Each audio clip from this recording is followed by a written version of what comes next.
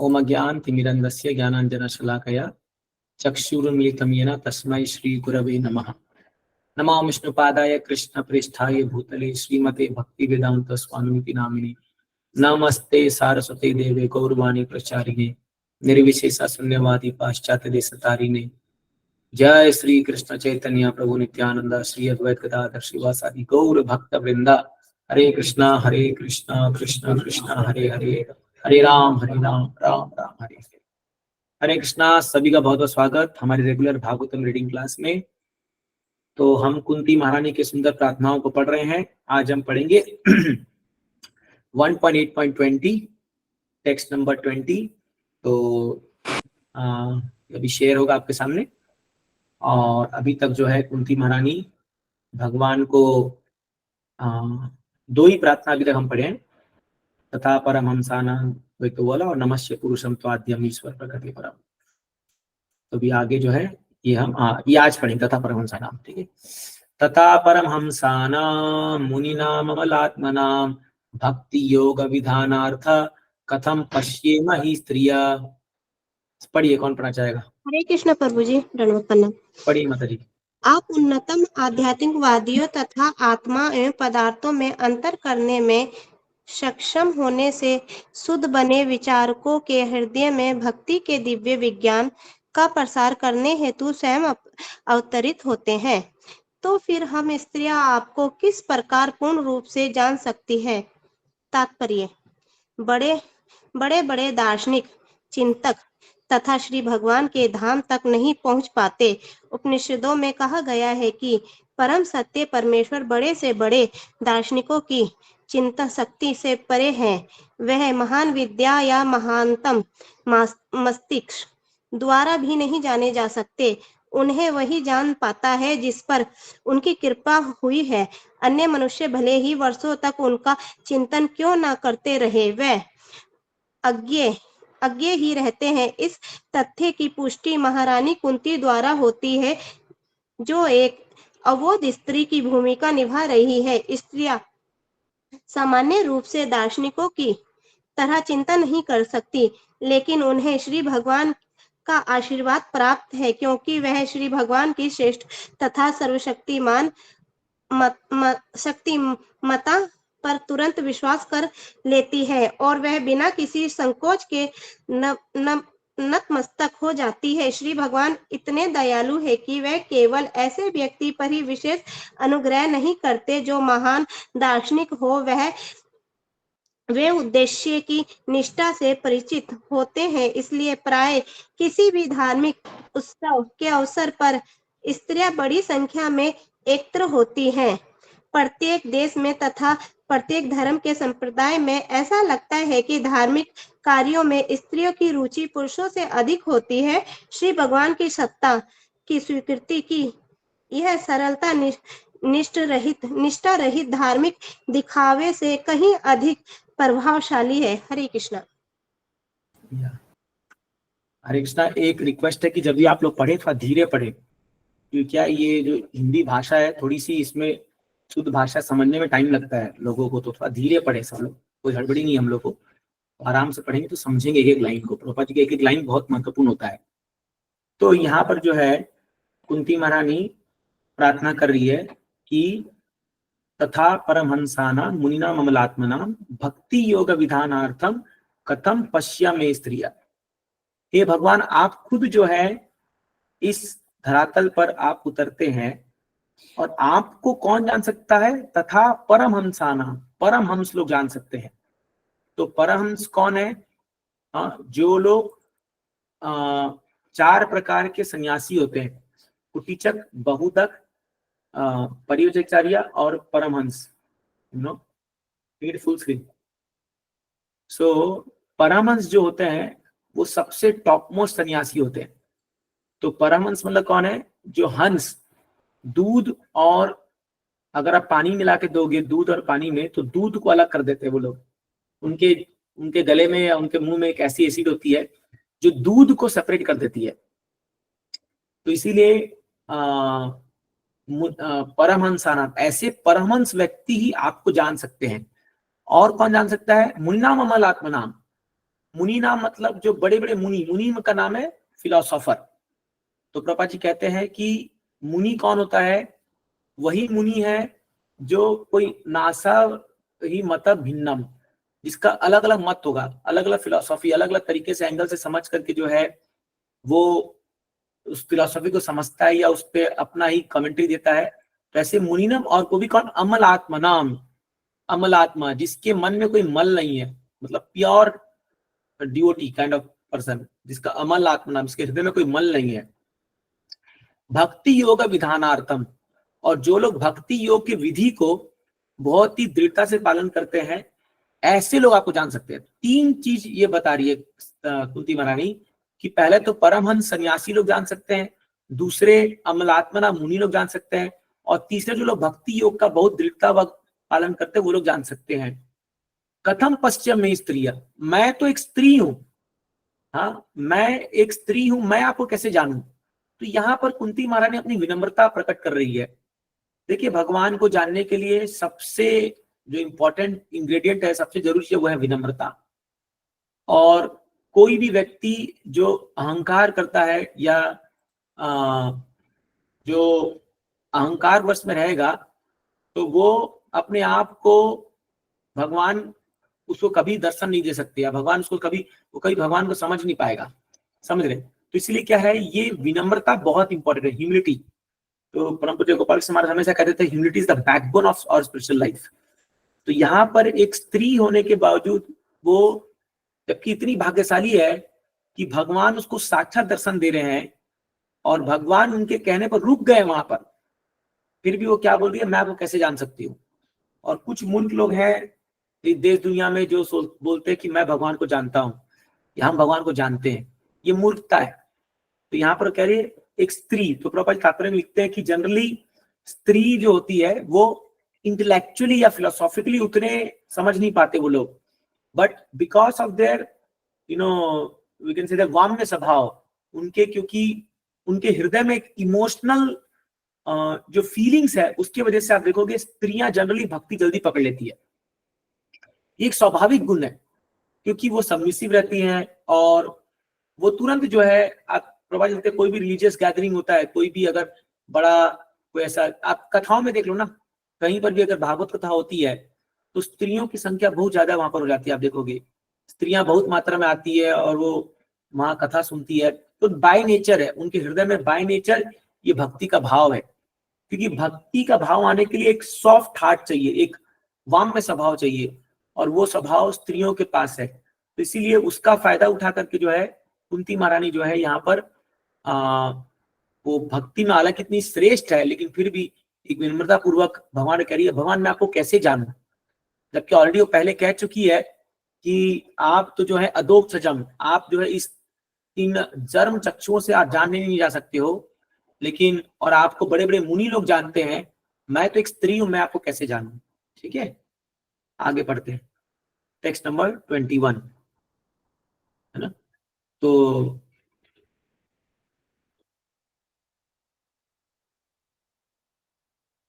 Call विनाश मेरे से सब कुछ तो हो गया।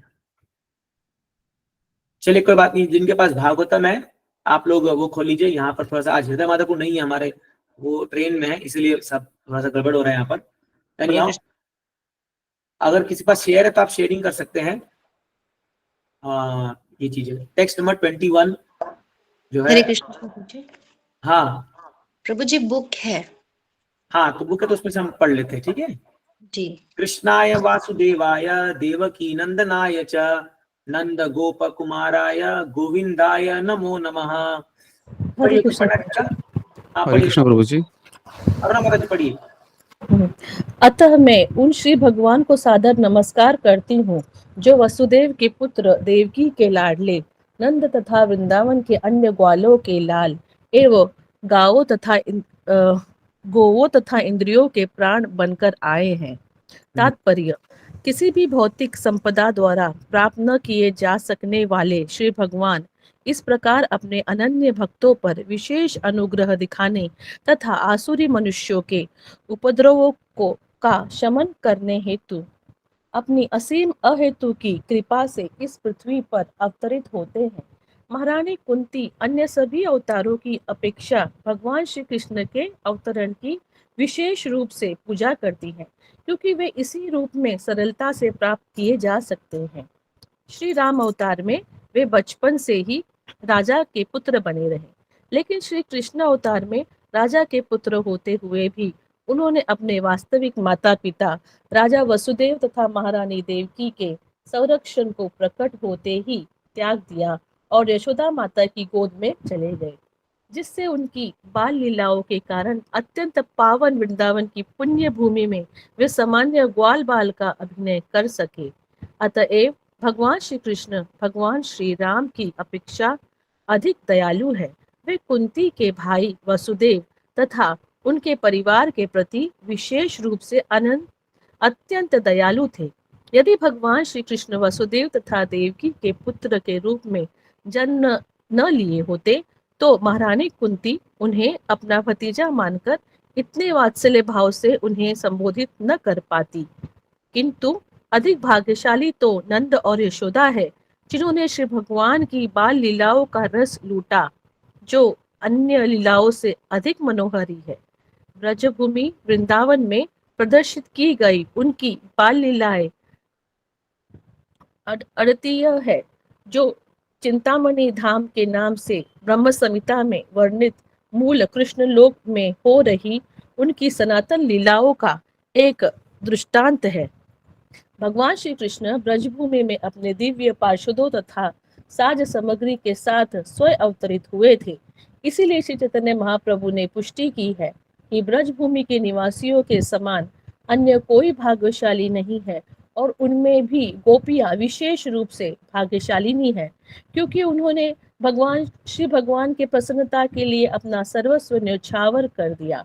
वे नंद तथा यशोदा के साथ, ग्वालों के साथ तथा विशेष रूप से ग्वाल बालों एवं गायों के साथ अपनी लीलाओं के कारण गोविंद कहलाए। गोविंद रूप में श्री भगवान ब्राह्मणों तथा गायों के प्रति विशेष दयालु है, जिसका अर्थ यह है कि मानवीय संपन्नता बहुत कुछ इन्हीं दो बातों पर निर्भर करती है। प्रथम तो ब्राह्मण संस्कृति तथा द्वितीय गौ रक्षा। जहाँ इन दोनों का अभाव रहता है, वहाँ भगवान श्री कृष्ण कभी प्रसन्न नहीं होते। हरे कृष्ण।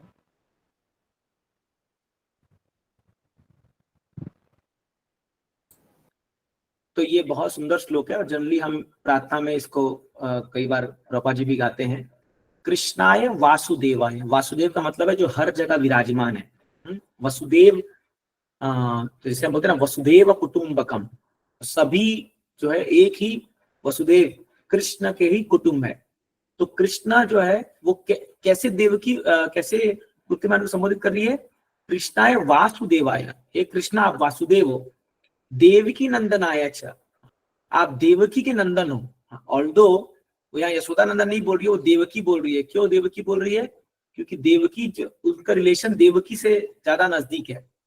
आप देखो कुंती महारानी किसकी बहन है? वो वसुदेव की बहन है, तो देवकी उसकी भाभी हो गई।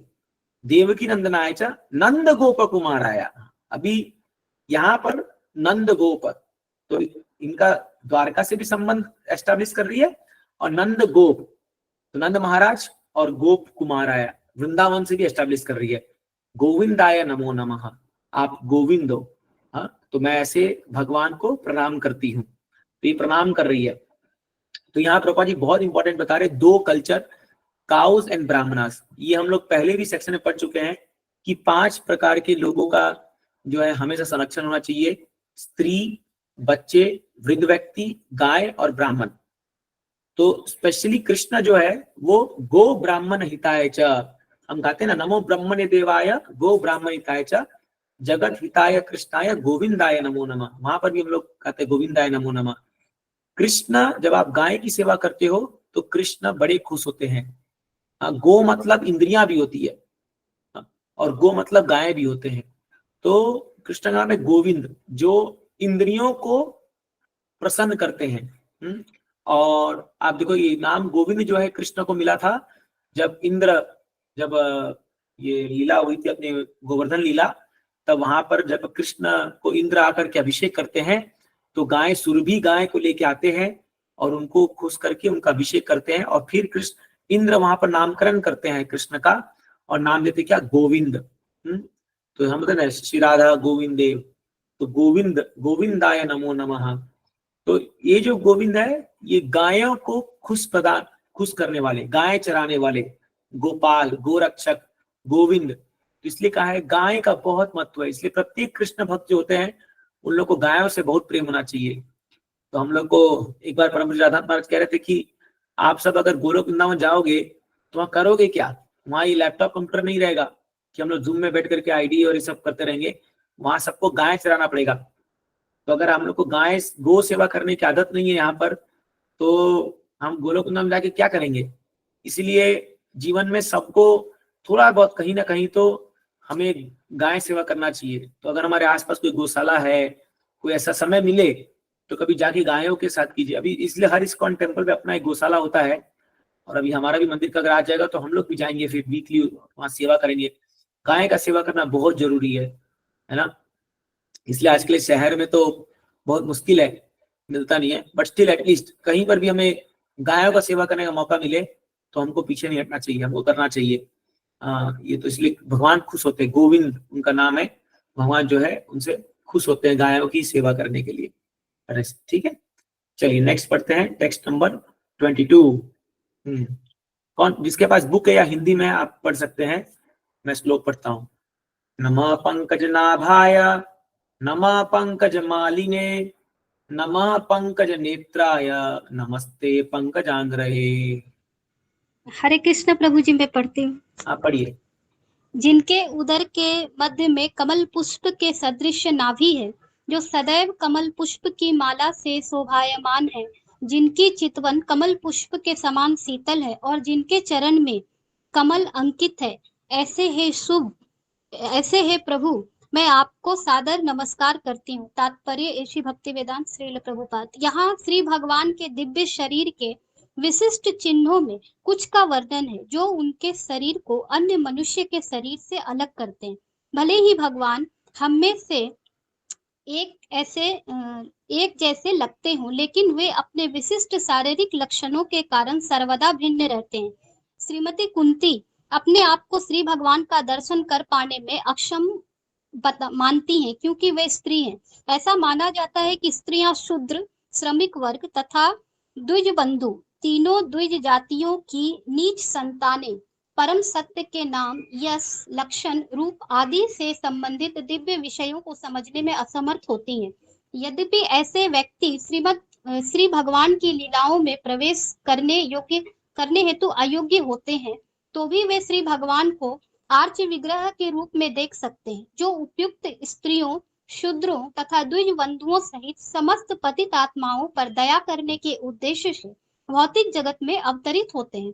चूंकि ऐसे पतित मनुष्य पदार्थ के परे कुछ भी नहीं देख पाते, अतः भगवान गर्भोदक्षाई विष्णु के रूप में असंख्य ब्रह्मांडों में से प्रत्येक में प्रविष्ट होना स्वीकार करते हैं।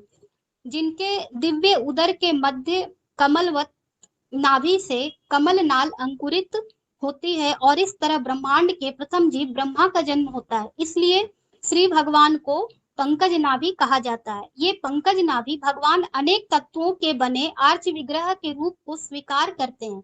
यथा मन के अंदर बना रूप, लकड़ी से बना रूप, मिट्टी का रूप, धातु रूप, रत्न रूप, रंग रूप, रेत पर अंकित किया गया रूप इत्यादि। श्री भगवान के इन समस्त रूपों को कमल की मालाओं से सजाया जाता है। पूजा मंदिर में ऐसा शांतिप्रद वातावरण होना चाहिए जिससे भौतिक कार्यों में सदैव निरत रहने वाले अभक्त जनों का उत्कृष्ट ध्यान उस ओर आकृष्ट हो।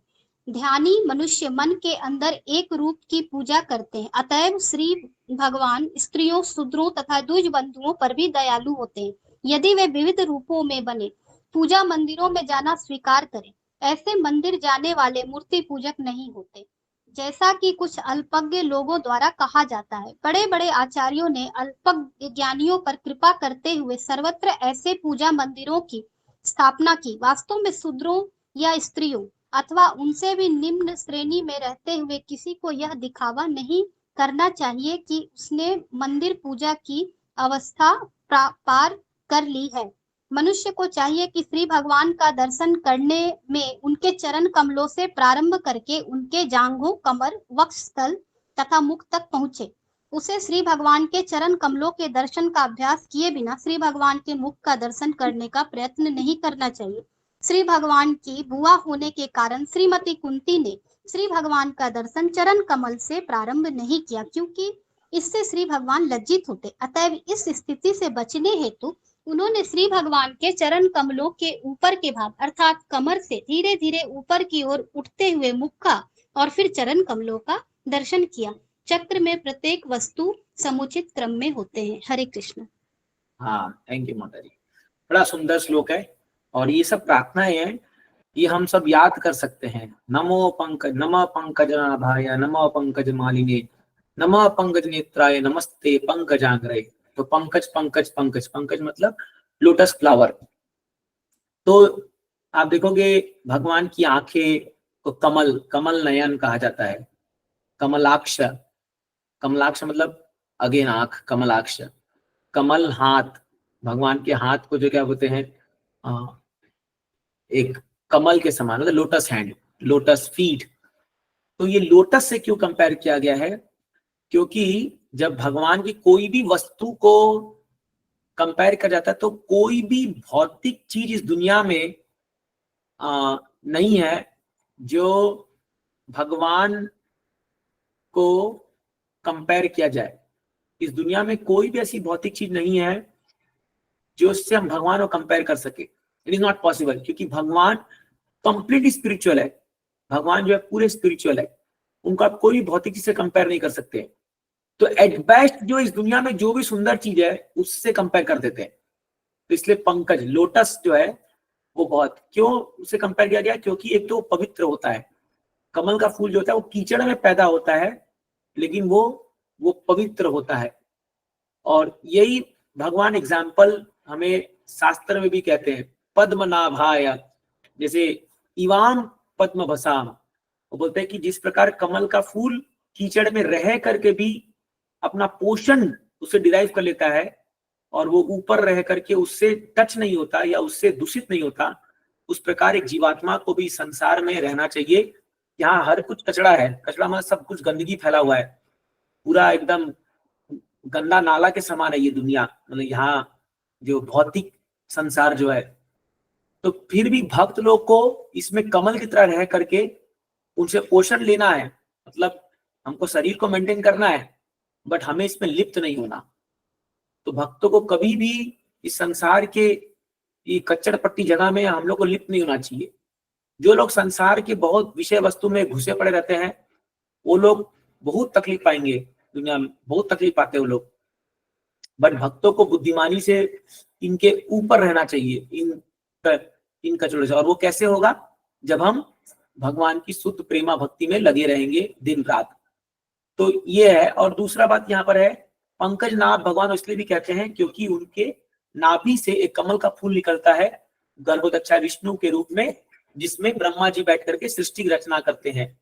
तो इसलिए उनका नाम पंकज नाभाय, पंकज माली ने, क्योंकि भगवान कमल की माला पहनते, बहुत सुंदर कमल की माला भगवान को पहनता है। पंकज नेता है, मैंने आपको कहा, हाँ, कमलाक्ष, या जो उनकी आंख जो है वो लोटस पेटल के समान होती है।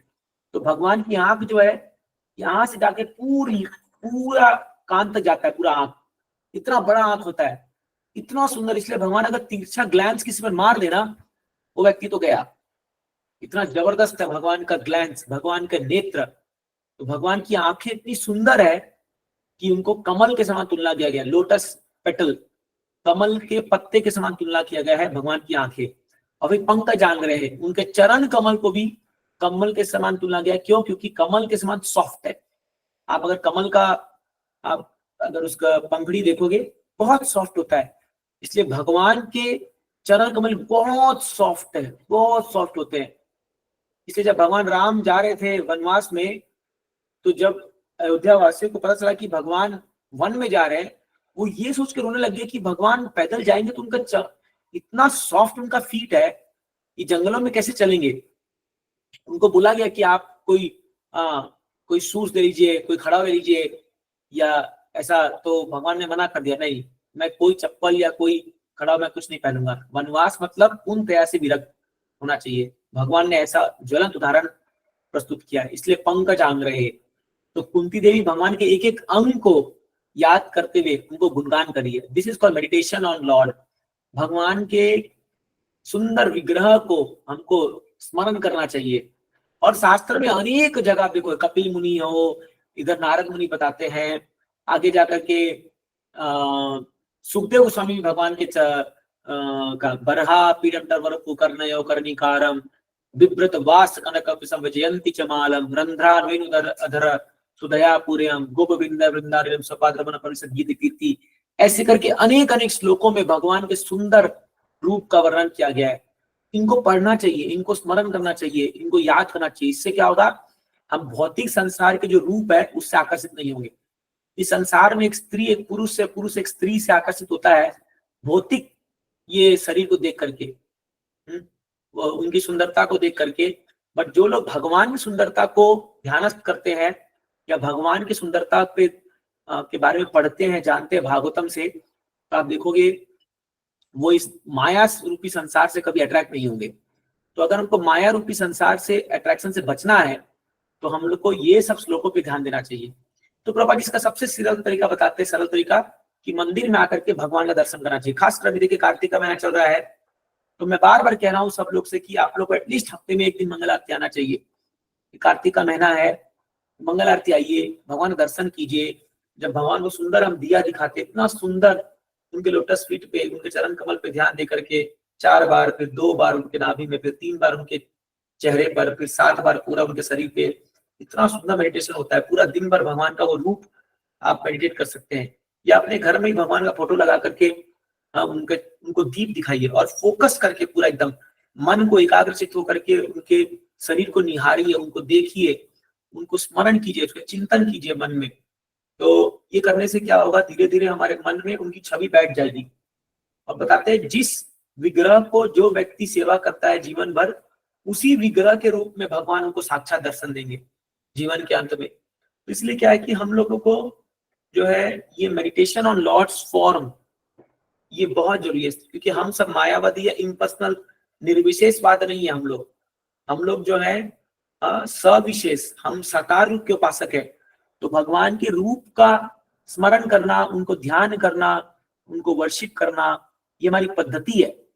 इसलिए डीटी वर्शिप बहुत इंपॉर्टेंट है। खास करके हम जैसे नियोफाइट डिवोटीज के लिए डीटी वर्शिप करना बहुत जरूरी है। तो जो गृहस्थ लोग घर में रहते हैं उनको भगवानों का डीटी वर्शिप करना चाहिए। मतलब एटलीस्ट भगवान का फोटो रख करके उनको सुबह सुबह जो है अगरबत्ती दिखाना, लैंप दिखाना, फूल दिखाना, हो सके तो चामर या पिक ऑफ फेदर दिखाना, ये। और इसको प्रॉपरली हमको करना चाहिए, अच्छे से वर्शिप करना चाहिए भगवान को। इससे क्या होगा, मन बहुत शांत होता है, माया का प्रभाव बहुत कम हो जाएगा। आप देखोगे धीरे धीरे जो डीटी वर्शिप करते हैं।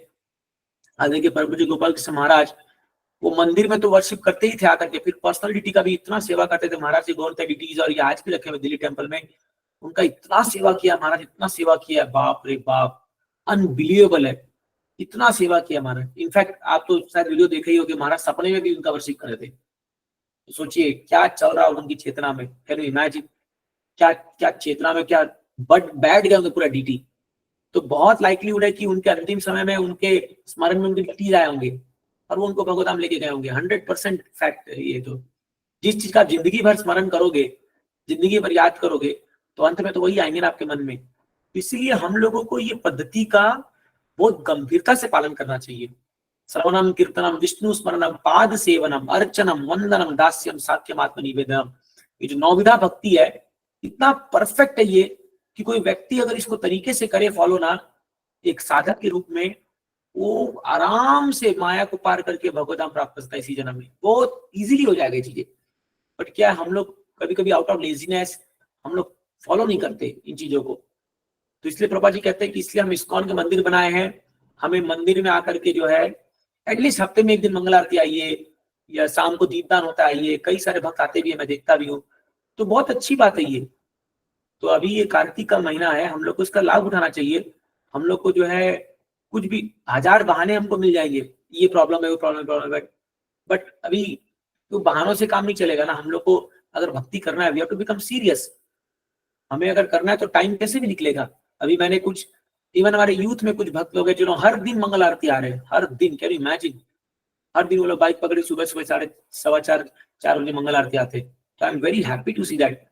मुझे बहुत खुशी है इस बात की, कुछ भक्त लोग नियमित रूप से पालन कर रहे हैं उस चीज को। तो ये बहुत अच्छा है, ये बहुत अच्छा क्वालिटी ऑफ डिवोटी की वो हम एक्स्ट्रा एंडेवर करके भगवान की सेवा के लिए थोड़ा सा एक्सटेंड कर रहे हैं। और दिस इज व्हाट ईगरनेस है जो हमें भक्ति में आगे बढ़ाती है। अदरवाइज थोड़ा बहुत ठीक है, हफ्ते में एक बार आते हैं वो भी अच्छी बात है, बट एटलीस्ट थोड़ा सा हम लोग एंडेवर करना चाहिए एटलीस्ट इस कार्तिक महीने में। तो उससे क्या होगा, हमारी भक्ति बहुत अच्छे से आगे बढ़ेगी। ठीक, तो ये सुंदर प्रार्थना है, इन सबको आप लिख सकते हो, याद कर सकते हो। हाँ, कुंती महारानी तो डायरेक्ट कुंती महारानी ऑफर कर रही है, खासकर माताएं लोग, ये आपको कुंती महारानी को स्मरण करके डायरेक्ट ऑफर करना चाहिए भगवान को सब प्रार्थनाएं, तो इससे बहुत लाभ मिलेगा। ठीक है, आगे बढ़ते हैं। टेक्स्ट 23। यथा ऋषिकेश खलेन देवकी कंसेन रुद्धाति चिरं सुचार्पिता विमोचिता हम च सहात्मजा विभो त्वयैव नाथेन मुहुः विपत्कनात्। पढ़िए, जिनके पास किताब है आप पढ़िए। हरे कृष्ण प्रभु जी। हाँ आवाज आ रहा है प्रभु जी? हाँ पढ़िए। ठीक। हे ऋषिकेश, हे इंद्रियों के स्वामी तथा देवों के देव, अपने दीर्घकाल तक बंदिनी बनाई गई और दुष्ट राजा कंस द्वारा सताई जा रही अपनी माता देवकी को तथा अनवरत विपत्तियों से घिरे हुए मेरे पुत्र सहित मुझको मुक्त किया है। तात्पर्य, भगवान श्री कृष्ण की माता तथा कंस की बहन देवकी को उसके पति वसुदेव सहित बंदी गृह में कैद किया गया था, क्योंकि दुष्ट राजा कंस को भय था कि वह देवकी के 8वें पुत्र भगवान श्री कृष्ण द्वारा मारा जाएगा। उसने भगवान श्री कृष्ण के पूर्व पैदा हुए देवकी के सारे बच्चों का वध कर दिया था, किंतु भगवान श्री कृष्ण बालवध के संकट से बच निकले, क्योंकि वे भगवान श्री कृष्ण के पालक पिता नंद महाराज के घर पहुंचा दिए गए थे।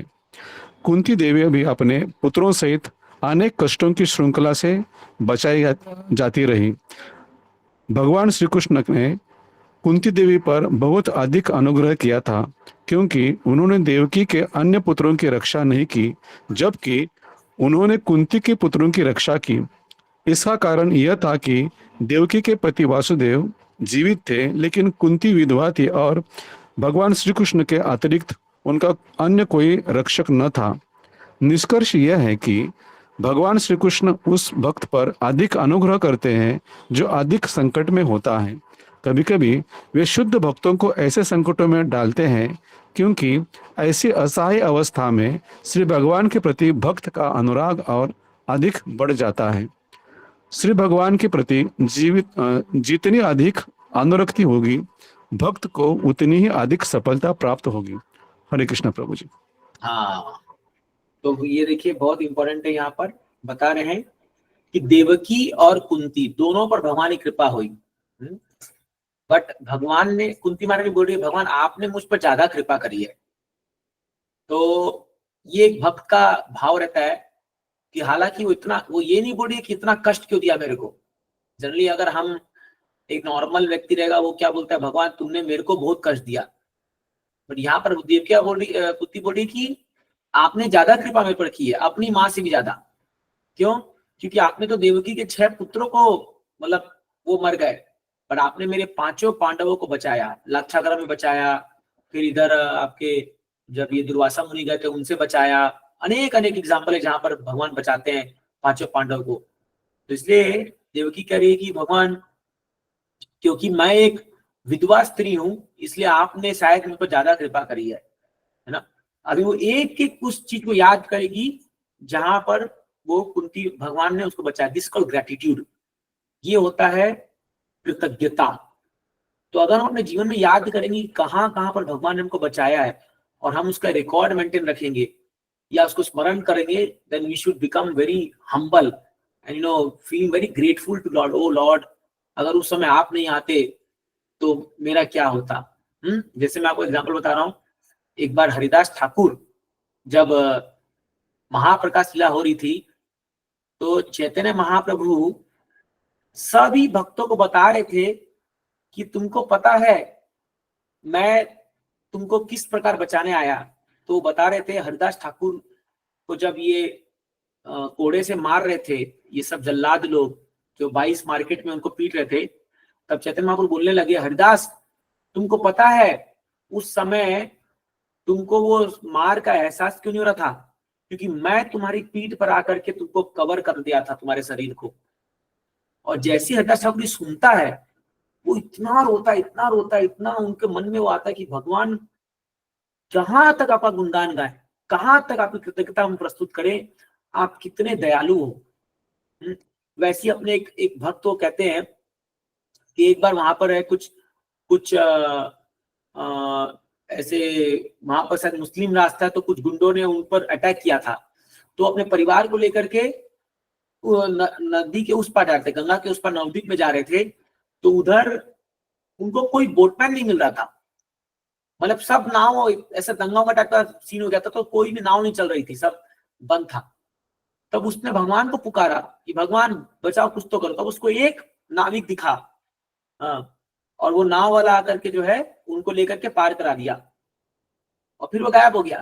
तो महाप्रभु बोलते हैं, अरे भक्त का नाम याद नहीं आ रहा, महाप्रभु बोलते हैं कि तुमको याद है कि वो नाविक, तुमको पता है वो नाविक कौन था? मैं वैकुंठ से उतर के आया था तुम्हें बचाने के लिए। तो ऐसे भगवान सबके लाइफ में कहाँ पर भगवान आके कैसे बचा बताते, क्योंकि जनरली उनको पता नहीं चल पाता कि कैसे। वैसे ही हमारे जीवन में भी भगवान हर पॉइंट पे कहीं ना कहीं आकर के हमको बचा रहे, गाइड कर रहे हैं, हमको इंस्पायर कर रहे हैं। हमको समझ में नहीं आता है या हमको वो दिखता नहीं होगा या हमको पल्ले नहीं पड़ रहा है। तो इसलिए क्या, अगर हम लोग धैर्य पूर्वक उसको समझने का प्रयास करेंगे, how Lord is protecting us all the time, so many times, then will become grateful. तब हम जो है बहुत कृतज्ञ बन जाएंगे।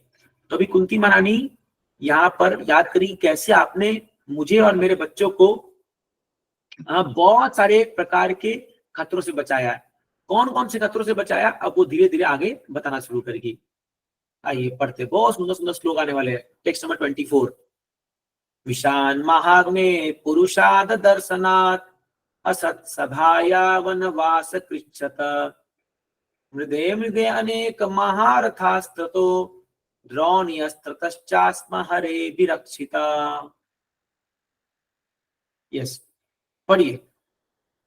हरे कृष्ण प्रभु जी, दंड प्रणाम। हाँ पढ़िए।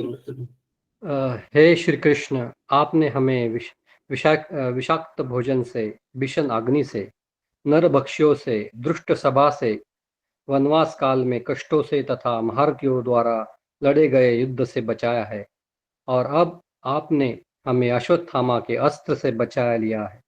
तात्पर्य श्री पूर्वपाद द्वारा। यहाँ पर घातक संघर्षों की सूची प्रस्तुत की गई है। देवकी को तो एक ही बार अपने दुष्ट भाई के कारण कष्ट मिला, अन्यथा वे कुशल पूर्वक रही, किंतु कुंती देवी तथा उनके पुत्रों को तो वर्षों तक निरंतर एक के बाद एक कष्टों उठाने पड़े। उन्हें राज्यों के लिए दुर्योधन तथा उनकी टोली के लोग संकटों में डालते रहे, और हर बार भगवान श्री कृष्ण ने कुंती के पुत्रों की रक्षा की।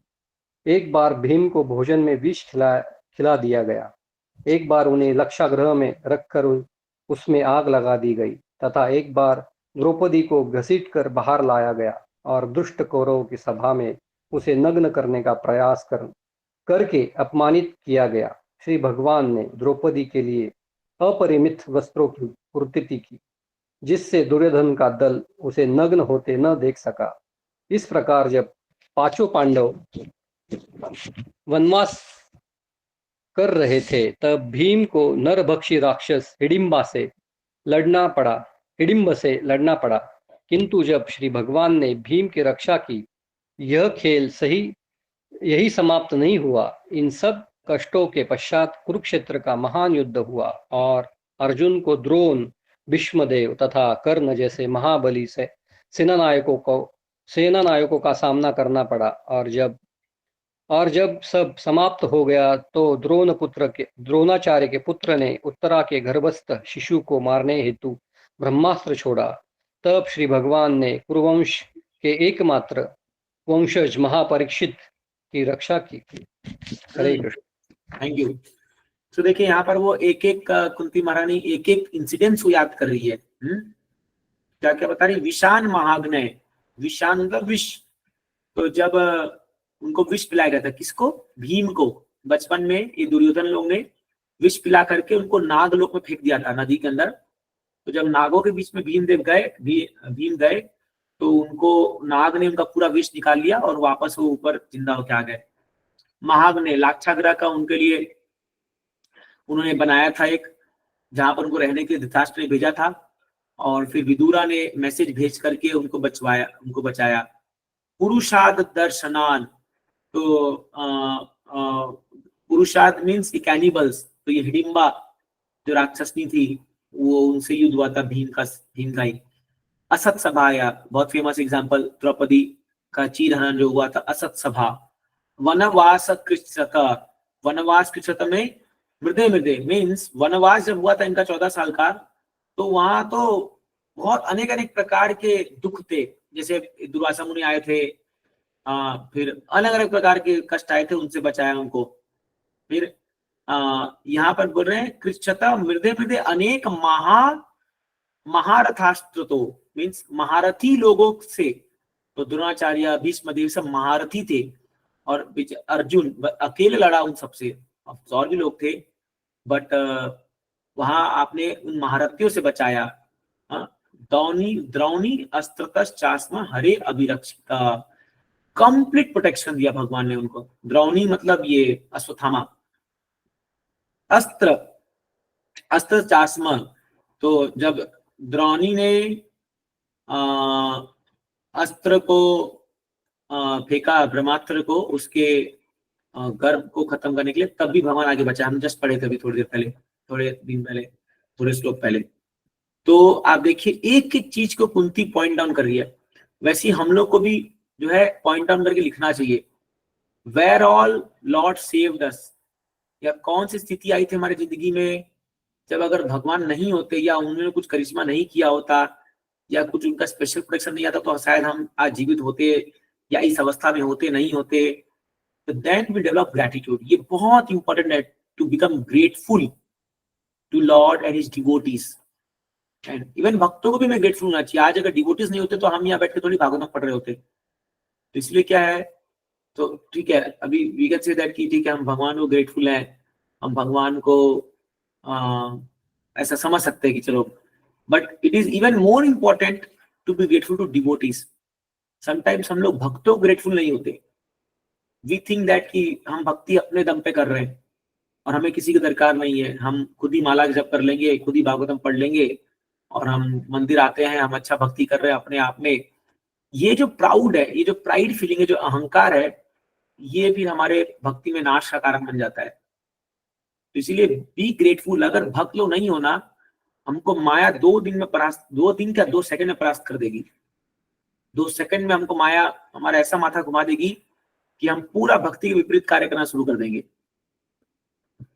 बिल्कुल समय नहीं लगेगा उसको। जस्ट बिकॉज ऑफ डिवोटीज, भक्तों की कृपा की वजह से हम सब भक्ति में टिके हुए हैं। इस बात को पूरा गांठ बांध लेना चाहिए हम लोग को। विदाउट डिवोटी एसोसिएशन, बिना भक्तों के संग के कोई भक्ति नहीं कर सकता। ये बात मैं बार बार दोहराता हूँ, क्योंकि बार बार ये बात माया हमको भुला देती है, और हम एक सेल्फ ईगो सेंट्रिक होकर के हम बहुत सोचते हैं कि हम जो है हम बहुत अच्छा भक्ति कर रहे हैं। हम एक्चुअली अभी तक हमने भक्ति स्टार्ट भी नहीं की है। भक्ति क्या होती है वो अगर आप रियल सेंस में जान लोगे तो हम लोग को समझ आए कि हम कहाँ पर बैठे हुए हैं। We are so insignificant, so insignificant, हम कितने तुच्छ हैं। हम अगर हम ये जान लेंगे तो रियली फिर हम भक्ति का कुछ लेस मात्र जान पाएंगे। तो इसलिए क्या है कि let us all become grateful to devotees first. क्या आज उन लोग के वजह से हम थोड़ा बहुत एटलीस्ट जान पा रहे कृष्णा के बारे में, एटलीस्ट हम भागवतम पढ़ने का प्रयास कर रहे हैं। नहीं तो आप अकेले पढ़ के देखिए, कुछ समझ में नहीं आएगा। मतलब इन द सेंस कि पहली बात तो पढ़ेंगे ही नहीं, और दूसरी बात पढ़ेंगे भी तो मतलब अपना ही कुछ कॉन्कोक्शन करके हम निकाल लेंगे। But it is only because of devotees हम सब साथ में आ रहे हैं, पढ़ाई कर रहे हैं, धीरे धीरे भक्ति में आगे बढ़ रहे हैं, थोड़ा बहुत हम लोग को रियलाइजेशन हो रहा है. So let us be grateful to them. How to be grateful to devotees? तो serve them, let us become humble in front of them. उनके सामने विनम्र रहना और सेवा करना, और जो चाहते हैं भक्त लोग हमसे, हम उस चीज को पालन करें और अच्छा भक्ति करके दिखाएं. Be enthusiastic in devotional service, सेवाओं में बहुत उत्साहित रहना. ये है बी ग्रेटफुल. आप एक भक्त क्या दे सकते हो? वो आपसे कुछ चाहते ही नहीं है. हम क्या दे सकते हैं? हम अपनी भक्ति ही दे सकते हैं. जैसे गंगा में आप जाकर ही गंगा को क्या दे सकते हो? गंगा का ही जल उसको अर्पण करते हैं. तो वैसे ही भक्त, भक्ति और भगवान, ये तीनों के बीच में एक ही चीज फ्लो करता है, वो है भक्ति. तो भक्ति अगर हम अच्छे से करेंगे, वही सबसे बड़ा गिफ्ट है. प्रभुपाद जी को, गुरु महाराज को और जितने भी सीनियर डिवोटीज है, जो भी भक्त लोग हैं, सबको एक ही गिफ्ट है कि हम अच्छा भक्ति करें. Sincere devotion, dedicated devotional service करेंगे. That itself is a great service to society, to the whole humanity, whole universe. सबसे बेस्ट सेवा अगर हम कर सकते हैं वो है प्योर डिवोशनल सर्विस. कोई अगर शुद्ध भक्ति कर रहा है भगवान की, that is the greatest service to the whole world, to your family members, आपके परिवार वालों को, आपके सगे संबंधियों को, इस समाज को, इस देश को, इस दुनिया को, इस ब्रह्मांड को, पूरे जगत को. सबसे बेस्ट चीज जो हम दे सकते हैं वो है प्योर डिवोशनल सर्विस. यस्मिन तुष्टम जगत तुष्टम. तो ये चीज अगर हम अपने मन में डालेंगे तो धीरे धीरे एटलीस्ट हम एस्पायर करेंगे उस चीज को प्राप्त करने के लिए. अदरवाइज क्या होगा, हम लोग सब जो है वो बस एक भक्ति को अपने ही काम, अपने ही भोग इंद्रिय के लिए यूज कर लेंगे कि भाई चलो जब टेंशन आए तब भक्ति कर लेंगे, जब थोड़ा प्रॉब्लम आए तब मंदिर चल जाएंगे, तब तक अपना दुनिया में घूमते रहेंगे, बस मन मर्जी करते रहेंगे. और जब टेंशन आया तो फिर आ जाएंगे मंदिर, थोड़ा हाथ वाथ जोड़ लेंगे, थोड़ा मिल लेंगे भक्तों से, अपना रोना गोना सर डालेंगे थोड़ा सा, और भक्त को समझा देंगे हाँ कुछ नहीं होगा, फिर वापस शुरू वही अपना माया का दुनिया. ये जनरली देखते हैं ऐसा लोग होता है. सो ये जनरल पैटर्न है, क्योंकि माया कवर कर देती है, आवरण जो उसकी शक्ति है आवरण कर देती है. बट ऐसा नहीं होना चाहिए. हमें तकलीफ आए चाहे सुख मिले, जो भी मिले, हमें we should always take shelter of devotees. Taking shelter means even though आपके पास क्वालिफिकेशन है, still you feel unqualified. That is taking shelter. कि अगर मेरे पास बहुत गुण है, मैं अपने दम पे जी सकता हूँ, लेकिन फिर भी मैं ये भक्तों दिखा रहा हूँ कि I am fallen, I am feeling it, I mean it, I need help, I am fallen, I need support, I cannot do it alone. एकाकी आमार नाही पाया बल, हरि नाम संकीर्तने, तुम्ही कृपा कोरी श्रद्धा बिंदु दिया. हाँ, वेस्टर्न ठाकुर ही गाते हैं ना, प्लीज बी मर्सीफुल, कृपा करो कृपा करो. हम लोग सुबह गाते हैं ना गुरु पूजा में कि देहो मोदे पद छाया, आहा प्रभु करो दया, देहो मोरे पद छाया. क्या ये खाली गाने के लिए थोड़ी है. We should feel, Prabhupada please give me your shelter of lotus feet. आपके चरण कमल का हमें शेल्टर दीजिए, कृपा करो हम पर. जब तक आप फीलिंग से नहीं गाओगे, तब तक आप उस भाव से नहीं अप्रोच करोगे, how will you get it? कैसे मिलेगा वो कृपा? तो इसीलिए वो कृपा के लिए हमको पात्र बनना पड़ेगा, तब जाकर के शुद्ध भक्ति उतरेगी अंदर, तब जाके वो होगा. Please remember, you can not achieve pure devotional service by your own Endeavour. It is not possible. ये संभव नहीं है हमारे अपने. ये एक प्योर डिवोटी ही दे सकता है. मैं आज ही एक क्लास में सुन रहा था, प्योर डिवोटी का एक ग्लैंस आपको प्रेम भक्ति दे सकता है. वो बता रहे थे, बड़ा एस्टोनिशिंग स्टेटमेंट था. इतनी पावर होती है शुद्ध भक्त के अंदर कि उसका एक ग्लैंस, वो खाली देख ले, वो भक्त बन सकता है. प्योर डिवोटी का एक ग्लैंस में जो है, भगवान वैकुंठ से उतर करके या गोलोक से उतर कर ड्यूटी में आ जाते हैं. पता है आपको? तो मैं रिसेंटली एक डिवोटी से बात हो रही थी, वो बता रहे थे कि श्रीला प्रभुपाद जी को उनके गुरु भाई भक्ति रक्षक श्रीधर महाराज ने कहा था, तो प्रभुपाद जी उनसे डीटी कैसे इंस्टॉल करते के बारे में पूछ रहे थे. वो प्रभुपाद जी के गुरु भाई थे, मतलब भक्ति ठाकुर के डिसाइपल थे और बड़े क्लोज थे प्रभुपाद जी के. उन्होंने उस समय कहा कि भक्तिवेदांत स्वामी को, if you just see the deity, Prabhupada ji से कहा कि तुम केवल डीटी को देख लोगे ना, भगवान उसको करके आ जाएंगे। उन्होंने कहा था प्रभुपाद जी को। ये स्टेटमेंट उस जो महाराज थे, जो श्रीधर महाराज, उनके 3-4 जनरेशन आगे उनके डिसाइपल में आए थे, वो बता रहे थे स्टेटमेंट इस प्रभु जी को, कि इतना पावर था प्रभुपाद जी के अंदर। इसलिए शुद्ध भक्त के आंखों में इतनी ताकत होती, खाली देख ले विग्रह को, भगवान आ जाते हैं उसमें। इसलिए जब भी हमारा कोई भी इस्कॉन मंदिर उद्घाटन होता है तो महाराज सन्यासी लोग को बुलाते हैं, जीबीसी को बुलाते हैं, गुरुजन को बुलाते हैं। क्यों? बिकॉज ऑफ देयर ग्लैंसिंग, उनके देखने मात्र से भगवान उतर के आ जाते हैं। हम 1000 रिचुअल्स कर लेंगे, 1000 यज्ञ कर लेंगे, भगवान नहीं आएंगे। बट शुद्ध भक्त का एक बहुत बड़ा पावरफुल इन्फ्लुएंस होता है, बहुत जबरदस्त इन्फ्लुएंस होता है। तो इसलिए हमारा गोल क्या होना चाहिए? To get that mercy of that pure devotees. क्या करें ऐसा हम जिंदगी में जो हम प्योर डिवोटीज का अट्रैक्शन, माने उनका ग्लैंस अपने ऊपर ले आए। क्या किया जाए, ऐसा सोचना चाहिए बार बार। वो एक बार मिल गया ना तो भक्ति बहुत सुगम हो जाएगी, बहुत सुगम हो जाती है भक्ति। आपको फिजिकली नहीं है, बट एटलीस्ट हम ऐसी सेवा कर सकते हैं जहां प्रभुपाद जी हमसे खुश हो जाएं कि यार क्या सेवा किया इसने। लाइक बुक डिस्ट्रीब्यूशन है, डीटी वर्शिप है, प्रीचिंग है, कोई भी ऐसी सेवा हम करें प्रभुपाद जी के लिए कि जो उनका ध्यान हमारी तरफ आकर्षित करे कि अरे यार क्या मस्त सेवा कर रहा है ये devotee. Then we will get pure devotional service. That is the way to achieve that. So I think समय यहाँ होता जा रहा है, मैं अभी यहाँ पर स्टॉप करूंगा। कोई प्रश्न किसी का है या कुछ आपको और कुछ कहना है तो आप कहिए। हरे कृष्ण प्रभु जी। हाँ बोलिए रघुनाथ जी। हाँ प्रभु जी, भगवान ने जो महाभारत में जैसे कि युद्ध भूमि पे विराट रूप अर्जुन को दिखलाया था और बताया था कि मैं स्वयं भगवान हूँ और मेरी पूजा करो या मैं ही भगवान हूँ, ये बता दिया था। तो अर्जुन जान गए थे कि भगवान श्री कृष्ण है।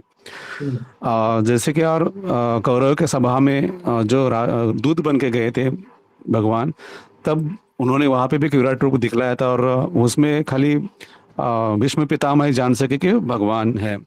स्वयं जब भगवान गोकुल में थे तभी वहाँ पे बहुत सारी लीलाएं की थी, लेकिन उनके नंद भगवान और आई थिंक मेरे समझ से कि यशोदा मैया भी नहीं जान सके कि वो भगवान है, भगवान स्वयं है। तो कुंती महारानी कैसे जान सकती है कि वो, मतलब उनको तो कभी विराट रूप दिखाया नहीं था, भगवान ने खुद कहा भी नहीं था।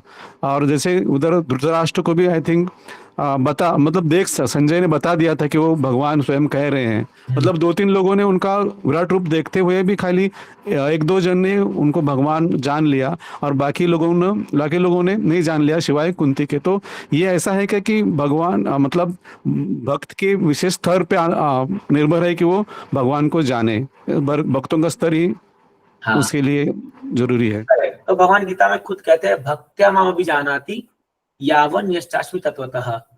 तत्व में मुझे भक्ति के माध्यम से जान सकते हैं। अर्जुन को विराट रूप की दरकार नहीं थी भगवान को जानने के लिए, वो तो पहले ही कह चुके थे परम ब्रह्म परम धाम पवित्रम परमम अवाम, वो 10th चैप्टर में कह चुके थे। और विराट रूप भगवान ने 11th चैप्टर में दिखाया उनको। ऑलरेडी वो जानते थे कि आप परम भगवान हो। और अगर आप ऐसे बोलोगे तो कुंती महारानी के तो अभी सामने सामने इंसिडेंस हुआ है, भगवान कैसे उत्तरा के गर्भ में घुस करके बचाए परीक्षित को, और इधर कैसे अर्जुन लोग को बचाए, उनके सामने जस्ट हुआ। तो ये भगवान के अलावा कौन कर सकता है?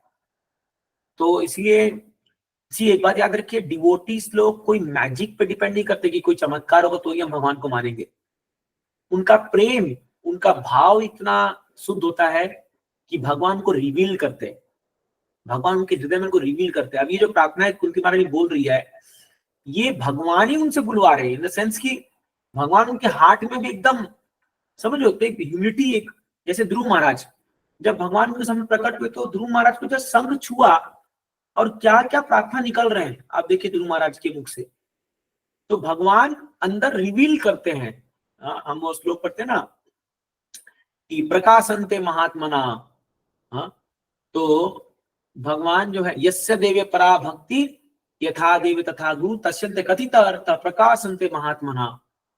प्रकाशन्ते अपने आप, जो अपने गुरु को भगवान के समान मान करके वर्शिप करता है, यस्य देवे परा भक्ति, और भक्ति करता है भगवान शुद्ध भक्ति, तथा वे तथा गुरु यस्य तत् प्रकाशन्ते कथित अर्थ प्रकाशन्ते महात्मना, भगवान को रिवील करते हैं। तो जब हम भक्ति के प्रोसेस में लगे हुए हैं, एक बात समझ लीजिए, जैसे आप भक्ति कर जाओगे ऑटोमेटिक आपके अंदर में वो चीज है जो रिवील करेंगे। यस, तो सूर्य माता जी कह रही है कि इट डिपेंड्स ऑन सरेंडर। जितना, वही मैं बोल रहा हूँ, भक्ति मीन सरेंडर। बिना शरणागति के आप भक्ति कर ही नहीं सकते। तो जितना आप सरेंडर करोगे भगवान को, शरणागति होगे, भगवान अपना रिवील करते जाएंगे उतना। अब ये अन्य लोग नहीं समझ पाएंगे किस लेवल पे भगवान आपको रिवील कर रहे हैं, इसलिए शुद्ध भक्तों का लेवल जानना बहुत मुश्किल है, हम उनको कंपेयर नहीं कर सकते। बट अकॉर्डिंगली भगवान तो ये था आपको देते तांसते भजामी हम, जो मुझे जैसे अप्रोच करेगा मैं उसको वैसे रिवील करता जाऊंगा। तो जितने सिंसियरली हम अप्रोच करेंगे भगवान को, उतना वो हमको रिवील करते जाएंगे। और उस हिसाब से हम भगवान के अलग अलग फीचर, भगवान अनलिमिटेड है और उनके अलग अलग फीचर आप जानते जाओगे। कई सारे गुण है उसमें, उन भगवान में अनंत गुण है। But according to your surrender भगवान वो अलग अलग आपको रिवील करते जाएंगे। ठीक है प्रभु जी? हरे कृष्ण प्रभु जी। ठीक, यस यस अतुल। हाँ अच्छा, एक मिनट जस्ट मैं क्वेश्चन से दूंगा। आई थिंक सब कुछ जोड़ीज लीव कर जाएंगे। जो लोग भी वृंदावन यात्रा आ रहे हैं, आप प्लीज अपना जो भी पेमेंट आप लोग क्लियर कर दीजिए, क्योंकि क्या बार बार बोलना अच्छा नहीं लगता है।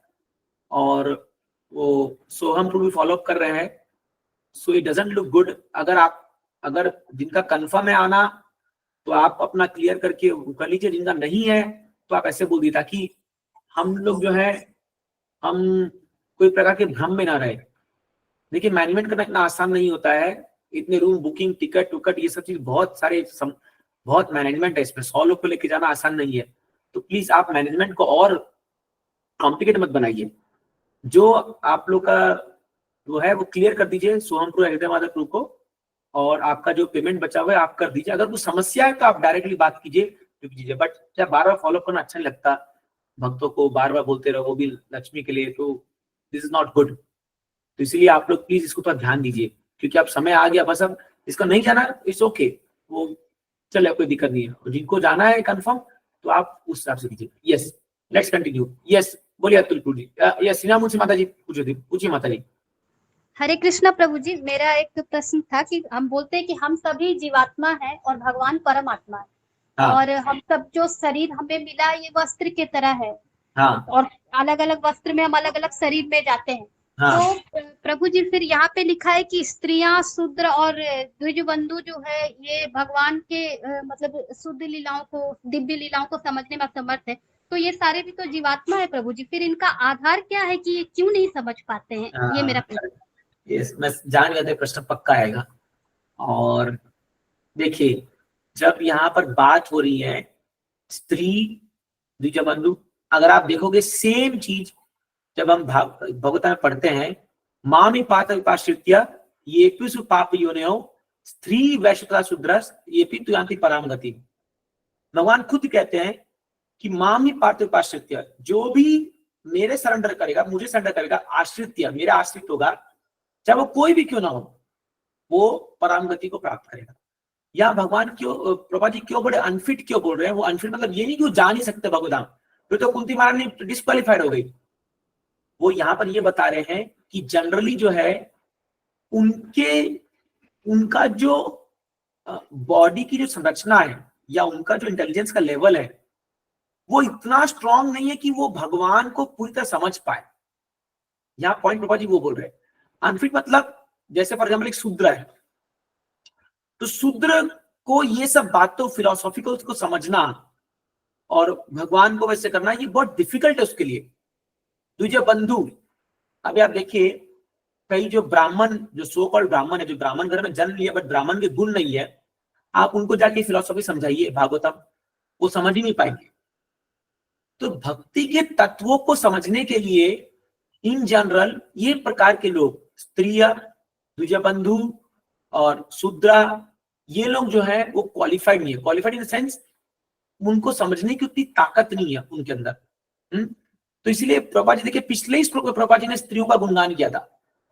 ऐसा नहीं कि आप प्रभा जी स्त्रियों के प्रति डेरोगेटरी चीज बोल रहे हैं। आप देखिए पिछले श्लोक में मैंने आपको बताया ना कि स्त्रियां कितने वाम्य स्वभाव के कारण उनका उनका हार्ट प्योर होता है तो वो बहुत सहजता से भक्ति कर लेती है। बट ये जानना वन फीड है, लेकिन अगर वो भगवान को सरेंडर करते हैं भक्ति योग के मार्ग से, तो इसलिए प्रभा जी कहते हैं उनको क्या करना चाहिए, they should more to deity worship, more to temple worship. Prabha ji शास्त्र में लिख रहा है, उससे आप लाइन आगे पढ़िए कि उन लोगों को मंदिर जाना चाहिए और मंदिर में जो वर्शिप हो रहा है उसमें भाग लेना चाहिए, क्योंकि वो लोग शास्त्रों को इतना गहन अध्ययन नहीं कर सकते, उतना वो नहीं। जैसे अभी फॉर एग्जाम्पल अभी मैं खुद जो है, मैं अभी पुणे से भक्ति वैभव कोर्स कर रहा हूँ, मैं खुद भागवतम पढ़ रहा हूँ। आप उसका एक क्लास सुन लोगे ना, 3 घंटा क्लास, फ्यूज उड़ जाएगा पूरा दिमाग का। सेम भागवतम का श्लोक है, इतने एंगल से ये कमेंट्री वो कमेंट्री, ये आचार्य ने ये बोला वो बोला, अरे बाप रे बाप, 3 घंटे बाद पूरा हेडेक होने लग जाता है। फिर 3 घंटा बैठे रहो, उस पर फिर असाइनमेंट लिखो, उसमें ये करो। आप राष्ट्र माता से पूछिए, वीआईची में वो कोर्स कर रही है भक्ति शास्त्री, हालत खराब हो जाती है, इतना असाइनमेंट लिखो, इतना याद करो, ये करो। तो ये एक शूद्र और या इन जनरल एक वुमेन के लिए बहुत मुश्किल हो जाता है। कई बार हम लोग देखते हैं यहाँ पर हमारे आईडीसी कोर्स में हालत खराब हो जाती है लोगों की। आईडीसी कोर्स, भक्ति सदाचार कोर्स में ही लोगों को समझ में नहीं आता। तो उस सेंस से बोला जा रहा है ये कि वो लोग इतना फिलोसॉफिकली समझना इतना आसान नहीं है। अभी अच्छा आप लोग यहाँ पर बहुत लोग जो है, आप लोग पढ़े लिखे हैं और आप लोग समझे, बहुत अच्छी बात है, बट उस सेंस में इस बात को बोला जा रहा है। यस अपना माता जी, आप कमेंट कीजिए इस पे, क्या बोला जाता है। हरे कृष्ण प्रभु जी, मैंने प्रभुपाद जी के से सुना था, वो बोल रहे थे कि it doesn't require for self realization, no philosophy, no science, हाँ, it is not required for self realization. Correct. तो वही तो बोल रहे ना प्रभुपाद जी, इसलिए तो प्रभुपाद जी बता रहे हैं कि इन लोग को फिलोसॉफी की दरकार नहीं है। If they just with faith, अगर वो भगवान की भक्ति को फॉलो करे, जस्ट नियम को फॉलो करे, अपना मंगल आरती आए, 16 माला जप करे, अपने घर में डीटी वर्शिप करे, भगवान का भोग बनाए, वो करे, वो ऐसी बैक टू गॉड जा रही है। कितने माता है सिंपल, अगर एक फैमिली में एक हस्बैंड डिवोटी है और अगर माता जी उनको सपोर्ट करिए भक्ति में, then she is going back to God, तो उनको ज्यादा करने का दरकार नहीं है। तो it is very correct, philosophy दरकार नहीं है, बट फिलोसॉफिकल समझना के लिए उनको बहुत दिक्कत जाएगी। इसलिए उनके लिए जनरल एक स्मॉल, मतलब एक इजी वे बनाया गया है, वो है ये जो 5 ऋतु का विधि या टेम्पल वर्शिप जो बनाया गया है, वो उनके लिए बनाया गया है। तो in that way they can go back, they can advance in devotional service. Ultimately devotional service है क्या, वो हार्ट का मामला है। अल्टीमेटली हमारे हृदय में भगवान को हमको लाना है, उनको वर्शिप करना है हृदय में। तो चाहे आप इंटेलेक्चुअली, थोड़ा पुरुषों को क्या है ना, थोड़ा इंटेलेक्चुअल, खासकर पढ़े लिखे लोग, अभी ऐसे सबको बहुत दिखाऊंगा जिनको जब तक इंटेलेक्चुअली इनको समझ में नहीं आएगा ना, वो कुछ नहीं कर सकते भक्ति में। उनको पूरा समझना होगा, बाप रे बाप, ऐसे लोग हैं जो, तो क्या करें, ऐसे भी लोग हैं जिनको वो चाहिए। तो दोनों चीज की दरकार है। कुछ क्लियर और समझ में आप लोगों को मैं क्या कहना चाह रहा हूँ? हाँ प्रभु जी, समझ में आया। थैंक यू सो मच प्रभु जी, आपने बहुत अच्छे से एक्सप्लेनेशन दिया। थैंक यू प्रभु जी। Hare Krishna. Hare Krishna. Yes, brave story प्रभु जी कुछ बता रहे हैं? हरे कृष्णा प्रभु, धन्यवाद, प्रणाम। हाँ बोलिए। प्रभु जी वही, जैसे आप अभी बता रहे थे कि भगवान को जानने में गोपियों को सर्व उत्कृष्ट माना गया है। तो गोपी भाव मतलब यहाँ पर जो जैसे बोले कि माताएं या फिर इनको नहीं जान पाएंगी, पर गोपियां भगवान को जितना समझ सके शायद ही उनके कंपेयर में कोई भी मुनिगण को उनके नहीं है। तो ये कैसे समझे हम? हाँ, तो गोपियां कैसे समझी भगवान को? अपने शुद्ध भक्ति से, प्रेम से, सरेंडर करके। भगवान क्या बोले गीता में, सर्वधर्मान् परित्यज्य मामेकं शरणं व्रज। तो एक्चुअली जो सरेंडर, गोपियां क्यों इतनी मानव बनी? सर्वस्व दान दे दिया अपना भगवान को, सब कुछ दे दिया, तो फिर बचा ही क्या? और समझने की दरकार क्या है? एसेंस तो पहुंच गए वो लोग। सारे नॉलेज का कल्मिनेशन क्या है? Surrender to Krishna. आप दुनिया में जितने भी ज्ञान पढ़ लो, शास्त्र पढ़ लो, उसका एंड पॉइंट क्या है? Full surrender to Krishna. और गोपियां डे 1 से वो चीज फॉलो कर रही है। तो आप पीएचडी करोगे तो ऑलरेडी पीएचडी करके बैठी हुई है, तो फिर दरकार क्या उनको पढ़ने और करने की कुछ? समझ रहे ना? तो इसीलिए because they are fully surrender to Krishna, उनको कुछ और दरकार नहीं है। They have understood the point. समझ रहे ना? जैसे कई लोग को घुमा फिरा करके समझाना पड़ता है। जैसे अभी कुछ लोग हैं, उनको आईडीसी करके समझाओ गुरु का महत्व क्या है क्या है, बट कुछ लोग होते हैं कुछ दरकार नहीं है, डायरेक्ट आते गुरु के चरणों में न्यौछावर कर देते हैं, गुरु जी जो आप बोलोगे हम फॉलो करेंगे। तो उनको कुछ दरकार नहीं। हालांकि ठीक है, एक नियम के नियमावली के थ्रू करना पड़ता है, but they have understood the essence ना, तो इसलिए उनको कोई दरकार नहीं है। ओके प्रभु, हरे हाँ हरि बोल। यस, इधर श्री माता जी कुछ पॉइंट्स लिख रही है कि males are extremely practical and females are emotional driven. Yes, ये करेक्ट है, males are rational, females are more emotional, except Krishna और आर फीमेल्स ओनली। यस, ये हायर सेंस में आप देखोगे तो हम सब प्रकृति है, कृष्णा परम पुरुष है, कृष्ण परम पुरुष है, और हम सब प्रकृति है, तो हम सब फीमेल है इन दैट सेंस। बट स्वाभाविक रूप में, व्यवहारिक रूप में हमारे शरीर के रचना के हिसाब से अलग अलग पद्धति बनाई गई है जिसके हिसाब से हमें भक्ति करनी है। ठीक है, fine, I think we should stop here. Atul Puja आप कुछ बोल रहे थे कि I think he left meeting. ठीक है, तो आप सबका बहुत बहुत धन्यवाद। ये कार्तिक का महीना चल रहा है, आप लोग इसका लाभ लीजिए, और अभी समय बाकी है, तो बहुत सारे फेस्टिवल्स आ रहे हैं। अभी गोवर्धन फेस्टिवल आएगा 1 तारीख को, दिवाली आ रही है 2 तारीख, और अलग अलग घरों में भी दीपदान का प्रोग्राम होने वाला है। तो प्लीज आप लोग, और यात्रा भी आ रही है, तो तैयारी शुरू कर दीजिए। बहुत ही 2 ही हफ्ता बचा है खाली। Late us all gear up, अपने मन को पूरी तरह से भगवान के उसमें लगाने का प्रयास करते हैं। Thank you very much. Srila Prabhupada की जय।